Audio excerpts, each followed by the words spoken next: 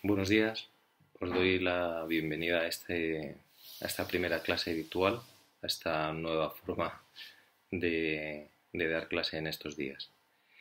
A lo largo de estas semanas voy a hacer varios vídeos explicativos, como si fueran clases como las que damos habitualmente, y voy a seguir como guión los apuntes que he subido en el blog, que os recuerdo que es teinvitoamusica.blogspot.com. Podéis entrar directamente en el apartado de etiquetas donde pone apuntes tercero de la ESO, o bien la primera entrada que pone aviso importante sobre las tareas de marzo. El tema que vamos a tratar es la música en el clasicismo, y en la entrada que tenéis podéis acceder a los apuntes a través de un enlace que está marcado, y os van a aparecer una serie de apuntes esquematizados, y lo que voy a hacer yo en los diferentes vídeos que voy a ir subiendo son, son explicaciones, pequeñas aclaraciones sobre lo que aparece en esos apuntes. No es complicado porque voy a seguir ese mismo guión y únicamente iré haciendo pequeñas aclaraciones. No hace falta, como alguno de vosotros me ha preguntado, que copiéis los apuntes. Sería una pérdida de tiempo, puesto que ya está todo escrito. Sí que os aconsejo, a la hora de estudiarlo, que hagáis dos cosas, dos posibilidades, como hacemos habitualmente en clase, que es ir haciendo un esquema con palabras clave, como siempre hacemos en clase, o ir haciendo pequeñas anotaciones en los apuntes que podéis descargaros, los apuntes que he subido. En este primer vídeo, aparte de esta primera presentación y de animaros a hacer el trabajo que os propongo, y que sea una posibilidad de, frente a una circunstancia adversa, pues desarrollar la creatividad. Pues bueno, en este primer vídeo lo que os quiero explicar es el primer punto. El tema es la música en el clasicismo, como ya os he dicho, y el primer punto es introducción y generalidades. Lo primero, como hacemos siempre, es hablar de fechas, ¿vale? Fecha de inicio, fecha de final, y en el inicio, como ya hablamos en el final del barroco, la fecha, digamos, que vamos a considerar como que da comienzo al clasicismo es el año 1750, el entorno de esa fecha, porque es justo ese año cuando muere uno de los músicos del que ya hemos hablado, que es Juan Sebastián Bach, el músico sin duda más importante del barroco y uno de los músicos más importantes de la historia de la música, como ya hemos hablado también cuando hablábamos del barroco. Por lo tanto, el inicio del clasicismo, mediados del siglo XVIII, 1750, es la fecha importante, que es el fallecimiento de Bach. ¿Cuándo termina el clasicismo? Pues en torno a los comienzos del siglo XIX. Hay una fecha que se da que es 1820, está cercano a la Segunda Revolución Industrial, hay una serie de cambios sociales importantes, ¿vale? Después de la Revolución Francesa, que se dará en 1789. Entonces, bueno, no voy a entrar en más detalles porque lo importante es saber que empieza en 1750, en torno a mediados del siglo XVIII, por tanto, y termina a comienzos del siglo XIX, en torno a 1820. La manera de pensar, la filosofía, pues ya habíamos hablado del racionalismo, de la ilustración, del siglo de las luces, que era la manera de pensar que tenían los llamados ilustrados, que decían o defendían que la razón era la única forma de acceder al conocimiento. La razón, el método científico, todo aquello que no fuera demostrado de una forma científica o racionalista, por decir así. Hay una cuestión más importante, y es que por historia lo habréis hecho, lo habréis estudiado. surge la figura del individuo de una forma muy importante. Los derechos del individuo, los derechos fundamentales, los derechos de los ciudadanos, ¿no? Entonces se plantea la idea de que todos los ciudadanos son iguales ante la ley. Esto en música va a tener una repercusión porque los músicos hasta este momento, como veremos un poquito más adelante, se consideraban como meros sirvientes, formaban parte de la corte de los reyes.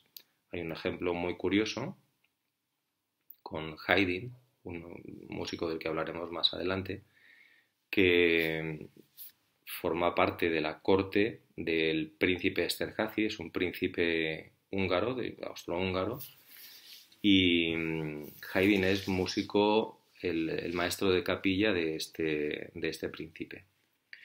Resulta que en una temporada en la que llegaba el verano, el príncipe se va a su residencia de verano, a su palacio de verano. El problema que tiene es que en esta residencia no caben toda la corte, todas las personas que están habitualmente con él. Y entonces se lleva pues a los que caben, y entre ellos se lleva a los músicos. Pero claro, no se lleva a las familias de los músicos, se lleva solamente a los músicos. En aquel entonces los músicos podían convivir en el palacio de los mecenas, ¿vale? De la gente que les mantiene económicamente y para los que trabajan, pero el problema es que no caben en las familias. Total, que cuando pasa el verano, los músicos que están acompañando a este príncipe, pues resulta que el verano se está alargando y quieren regresar a sus hogares para ver a sus familias. Y entonces Haydn compone una sinfonía que se llama la Sinfonía de los Adioses, justamente para decirle delicadamente al príncipe que los músicos quieren ir a sus familias. ¿Cómo lo hizo? Compuso esta sinfonía y en el último tiempo, en el último movimiento de esta sinfonía, ya hablaremos de qué es una sinfonía y demás, en el último tiempo resulta que los músicos están tocando y poco a poco empiezan a terminar y se levantan y se van. Es decir, en un momento determinado, el que toca el oboe deja de tocar, recoge su instrumento, se levanta y desaparece del escenario. Y así uno tras otro hasta que se quedan en el escenario dos violines. Era una manera de decir, queremos irnos, queremos que nos dejes ir a nuestras casas, a ver a nuestras familias después de este periodo, ¿no? Todo esto para explicaros que los músicos siguen siendo sirvientes, ¿vale? Pero a raíz de la ilustración de este valor, digamos, del individuo, los músicos van a empezar a ser considerados como artistas independientes, que es lo que pasará después en el romanticismo. En política, voy a ir súper rápido, despotismo ilustrado, ¿vale? La famosa frase de todo para el pueblo, pero sin el pueblo. Empiezan las revoluciones, la Revolución Francesa con la toma de la Bastilla, 1789, pero la clase dominante sigue siendo la aristocracia y la burguesía, ¿vale? Porque todo este proceso de importancia del individuo y de la igualdad de todos ante la ley, pues llevará su tiempo. Vale, vamos a pasar a la ciencia. Se da la primera revolución industrial, el uso del carbón. ¿Eso qué implica? Pues que aparecen máquinas, ¿no? Las máquinas que funcionan por el vapor. El carbón lo que hace es quemar agua, el agua genera vapor y el vapor hace que funcionen máquinas. El tren, en fin, diferentes máquinas que pueden suplir el trabajo de la persona. Maquinaria de producción textil y agrícola, etcétera.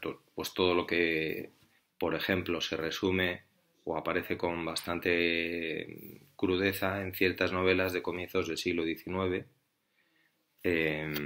como por ejemplo Los Miserables de Víctor Hugo, ¿no? Que expresa pues toda esta transición de la gente que vive en el campo, que va a la ciudad, las revoluciones, todo eso.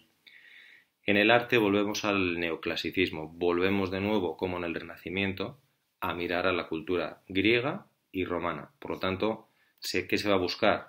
Pues el equilibrio, la serenidad, pocos artificios, justo lo contrario de lo que había sido el barroco, ¿no? Que era adornos, adornos, música complicada, música muy desarrollada, la orquesta, etcétera, ¿no? Y en la música, vamos con las cosas importantes que suceden en la música. La música se desarrolla, sobre todo, sigue siendo, digamos, un privilegio de los burgueses.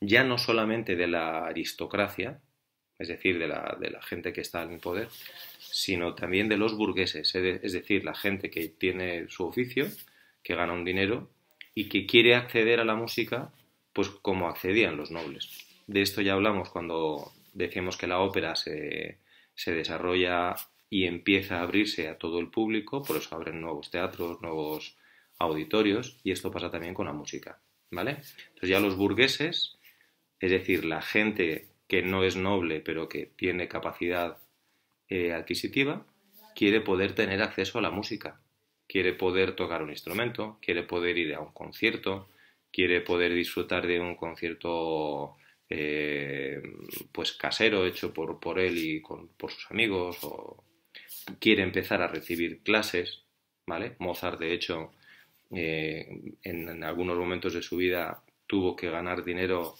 impartiendo clases particulares, por ejemplo.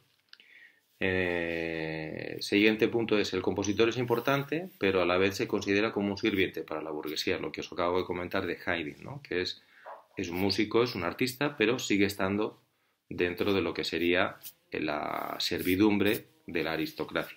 Esto va a ir cambiando, ¿vale? Porque justamente en Mozart vamos a ver que Mozart ya tiene muchos problemas con el cardenal arzobispo a quien servía, y era maestro de capilla, y Mozart empieza a tener muchos problemas ya con el cardenal arzobispo a quien servía, y bueno, el cardenal le dice que tiene que estar, que tiene que componer. Mozart quiere salir, quiere dar conciertos, quiere visitar otras cortes y empieza a reclamar, digamos, la autonomía frente a la servidumbre, ¿vale? ¿Qué más? La aristocracia y la burguesía, pues eso, siguen siendo mecenas, ¿vale? Esto empieza a desaparecer, lo que os he dicho, hasta llegar a Beethoven, que Beethoven empieza ya a vivir de la edición y la publicación de sus obras, ¿vale? Ya no tiene a nadie que le diga, tú compón y yo te pago simplemente para que hagas música para mí, como le pasaba a Mozart con esta dificultad que os he comentado, ¿no? La música se populariza, conciertos en salas a las que se accede pagando, la gente puede recibir clases de música particulares, se hacen partituras y métodos de aprendizaje. De hecho, el padre de Mozart escribió un método de aprendizaje para el violín.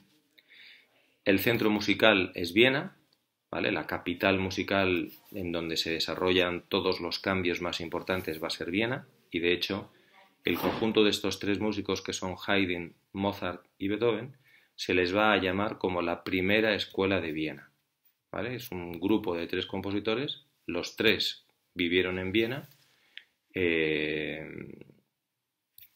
los he dicho en el orden cronológico. Haydn es mayor que Mozart y Mozart es mayor que Beethoven. Y los tres dieron a Viena esta importancia fundamental, porque trabajaron y vivieron en Viena. ¿Y de qué más podemos hablar? Del surgimiento de nuevos instrumentos, como son el piano, que ya habíamos dicho que nacía en 1700, pero en la época de Mozart el piano ya empieza a ser muy importante. De hecho, Mozart compone ya obras para piano, para el piano de entonces, que no es exactamente igual que el de ahora, pero ya es un instrumento diferente, ¿no? Y Beethoven, por supuesto, las sonatas para piano o los conciertos para piano y orquesta de Beethoven, así como los conciertos para piano y orquesta de Mozart, pues son súper importantes en el repertorio de la música clásica. Y luego es muy curioso porque surge un nuevo instrumento, que es el clarinete. Con respecto a la orquesta, ¿qué le pasa? Pues en el barroco teníamos una orquesta pequeña, que era la que acompañaba a la ópera, de unos 15, 20, 25 músicos a lo mejor como mucho, y ahora ya tenemos una orquesta en donde aparecen más instrumentos. Tiene las tres secciones, cuerda, viento y percusión, pero aumenta el número de sus miembros. Claro, si se inventan el clarinete lo incorporan a la orquesta, por ejemplo. Incorporan más instrumentos de percusión añaden más, aumenta el número de los instrumentos de cuerda, de violines, de violas, de violonchelos y contrabajos incluso también. Y frente a la música orquestal, pues también tenemos el gusto por la música de cámara, es decir, la música interpretada por grupos pequeños de artistas, ¿vale? En donde hablaremos pues de las formas musicales de las que ya empezamos a hablar en el tema del barroco, como era la sonata, por ejemplo, ¿vale?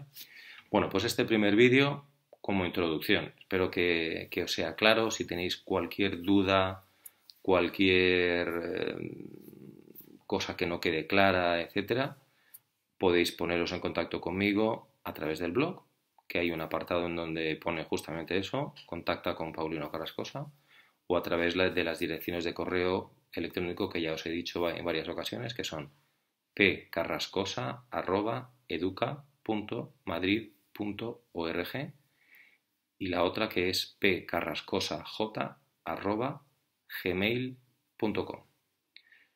Pues nada más, un saludo y seguimos en contacto.